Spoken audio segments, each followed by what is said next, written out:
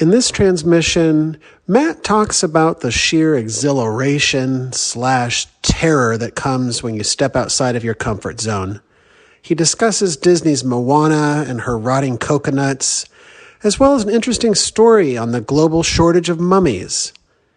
For our UK listeners, we're talking about the wrapped corpses from antiquity, not your mom.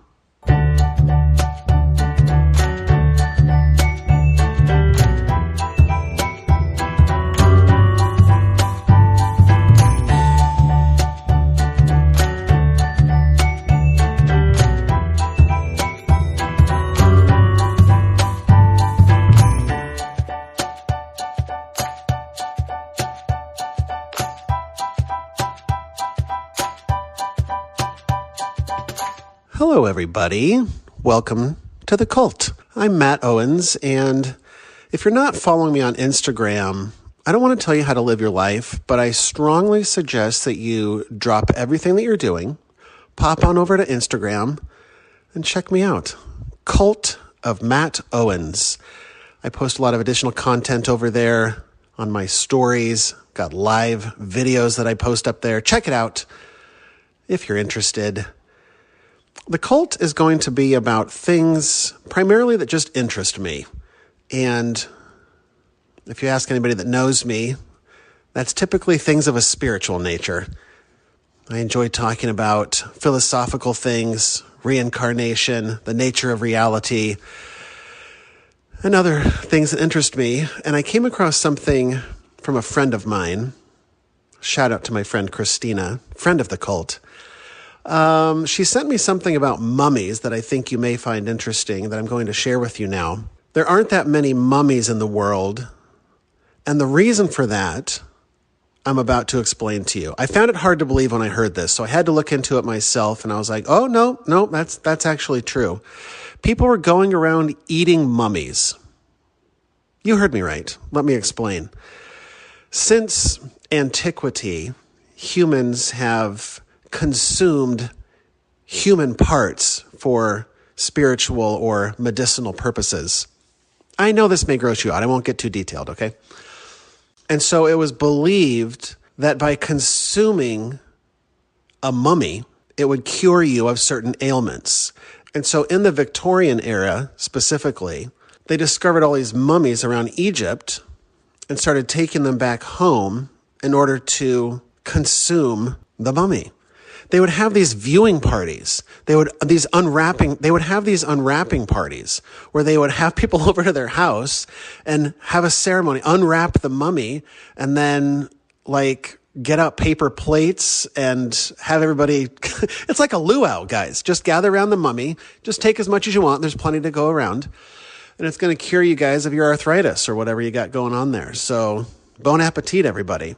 It became such a craze that there started to become a shortage of mummies. There became these mummy dealers that would go over, get the mummy from Egypt and bring it back to the States or Europe and sell these mummies to people. It started happening so often that there became a mummy shortage. And these dealers started going to the morgue or the graveyard to get more product so that they could sell to these consumers.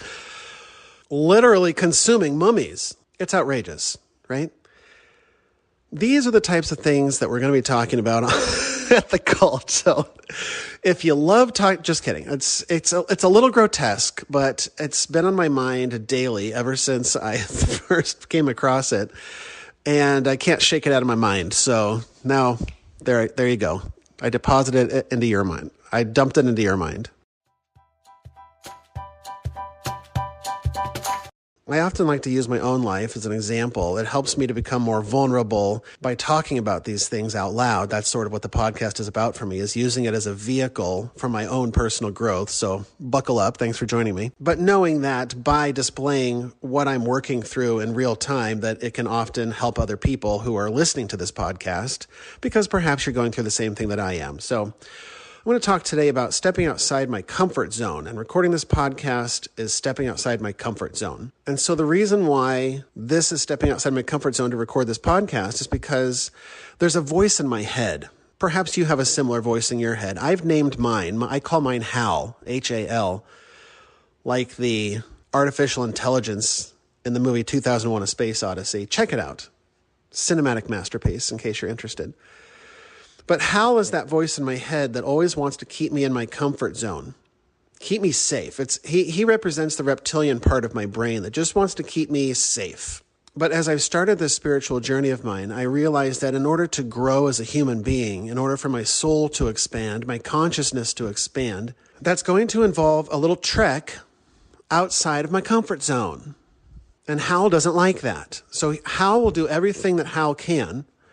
He'll use all of the tools at his disposal to keep me within that comfort zone. So, for example, in recording this podcast, Hal throws a bunch of obstacles in my way in the form of excuses. So every day I have this feeling, this knowing that what I'm meant to do is to start a podcast. But that makes Hal a little uncomfortable because that's going to take us outside of our comfort zone. And what I'm trying to do in order to grow is to start to become comfortable in things that make me uncomfortable. Because the more that I practice that, the more that I do that, the more that I dive into the deep end of the pool, the less scary it's going to be. Because that's what we're learning to do here. Because that's what I'm learning to do in my life is fear management. The fear doesn't ever go away. It's about managing it for me. And this is the way that I do it, is by boldly facing my fears, doing the things that intentionally make me uncomfortable so that they no longer scare me. And it's about facing that long list of excuses that I have and crumpling it up and tossing it into the garbage bin and saying, thank you for your service, Hal. Thank you for trying to keep me safe, but I'm going to put you on mute right now because I got some growing to do. It reminds me of when my ex-wife and I were planning on having kids. There's a long list of reasons why we shouldn't have kids. For those of you that have kids, perhaps we can compare notes sometime. But there is a long list of reasons, of excuses, of obstacles that we had created in our minds, courtesy of Hal, trying to keep us in our comfort zone. Because having children was definitely not within the comfort zone. But at some point, we had to just make a decision and say, you know what? It just feels right. It feels like the right time. I think we can do this. Let's just pull the trigger and have the kids, and it's all just going to come together some way, somehow. Because that's what a part of this process is as well. It's a large part of the process, to be honest with you, is faith and trust. Faith and trust in the unknown. And that, to most humans, myself included, is terrifying. And so all the fear responses, all the bells and whistles start going off. But it's about having faith and trust in perhaps a higher hand leading and guiding you cosmically. It's about having faith and trust in yourself. When I first started this journey, and this may be where you're at, I had zero faith and trust in myself because my whole life I've been listening to Hal, who had been telling me that I can't do things, that I'm not good enough, that I'll never measure up, that that's impossible. Excuses, obstacles, fear. And so I had been conditioned, my mind had been conditioned that, oh, I can't do that. That's too big and scary. Nope, no thank you. But these last few years that I've been on this journey, the divine has given me many chances, opportunities, if you will, to face my fears. And every time that I have pushed through it, and it's not easy. I don't want to brush over the fact like, oh, you just face your fears and then you're not scared anymore. Yeah, that's cute. That's cute. That's not including all of the times that you're curled up in a ball, crying your eyes out because you don't know what the hell you're doing. You're in over your head. That's a part of it. But I found that once I pushed through that I always came out on the other end of it. It wasn't always how I expected to come out. That's the caveat. That's the fine print. But once you push through the difficulty, you come out the other end some way, somehow. It doesn't last forever. Now you have a new perspective. Now you realize, oh, I didn't think I could do that, but I did do that. Huh. Well, if I could do that, then what else can I do? And then you start expanding. That's how it began, for me, anyway. And so I started seeing this pattern of if I step outside my comfort zone, if I push through it, I will overcome these obstacles, I will face my fears, I will have faith and trust, and then I will become more comfortable in the uncomfortable for next time. It's like going to the spiritual gym. It's upkeep. You're constantly having to do it. And as you do, you spiritually get ripped, real chiseled. My spiritual six-pack guys, It's a sight to behold. No. That's the thing is it's so easy as a human. That was Hal talking, by the way. That was my ego talking about my spiritual my spiritual six pack. My higher self, my angels, they're all rolling their eyes right now. That's okay. They know who I am. They don't judge me.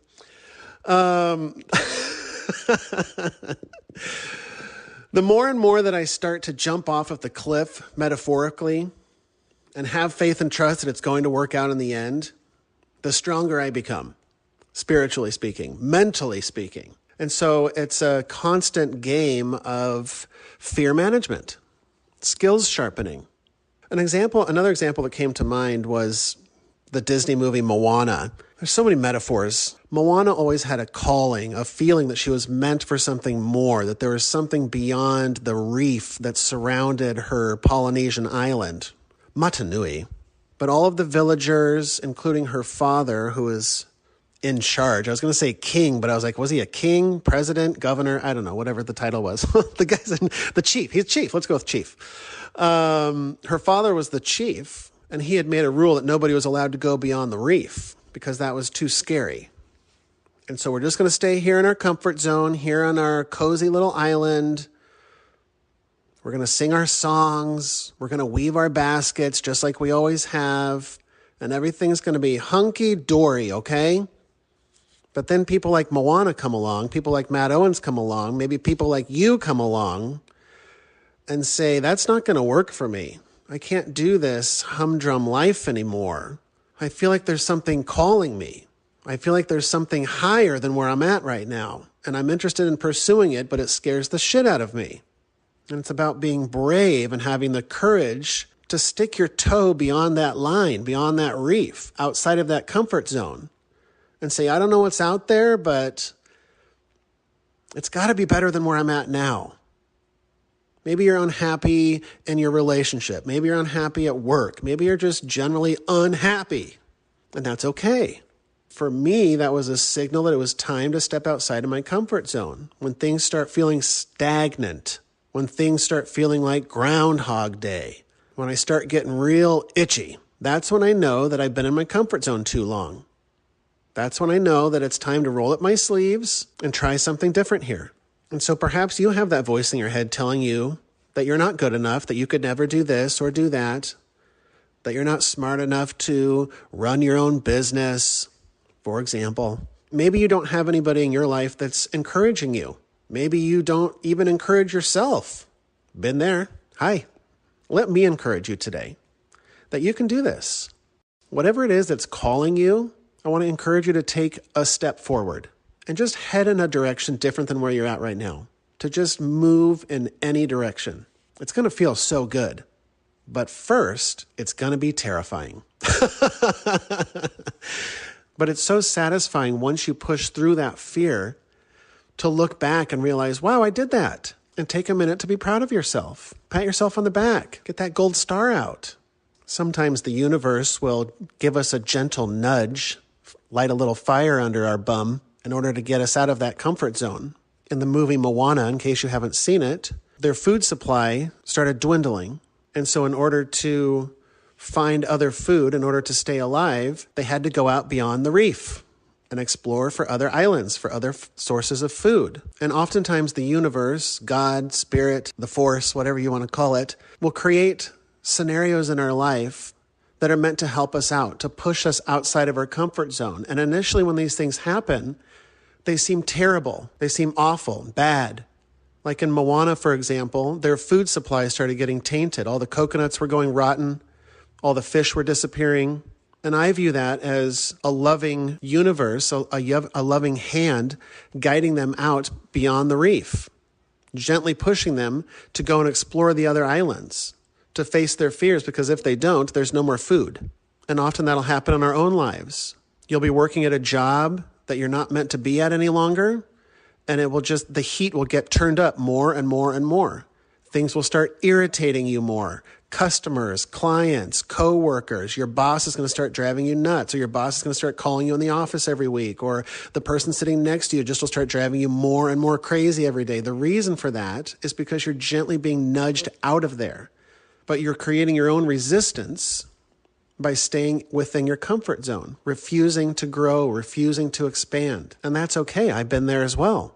It's terrifying, as we've already discussed. But for me, I had to ask myself, which is worse, where I'm currently at or doing something new and scary that I don't know what it's going to be like? And I always have to let it get real uncomfortable until I finally say, okay, fine. I'll record the podcast. Fine. I'll leave this job for something different. Fine. I'll finally break up with that person, whatever it is. And perhaps this is the gentle nudge that you need to say, you got this. You can do this. There's something better for you out there. It's waiting for you beyond your fears. And once you push through those, it's going to be so freaking amazing. You're going to wonder why you didn't do it sooner. So even if you're not believing in yourself today, I believe in you. I know that you can do this. And it may take you a while to gather the courage. That's okay. But eventually you're going to look back at today and say, wow, I'm so proud of myself. What other mountain can I conquer next? End transmission.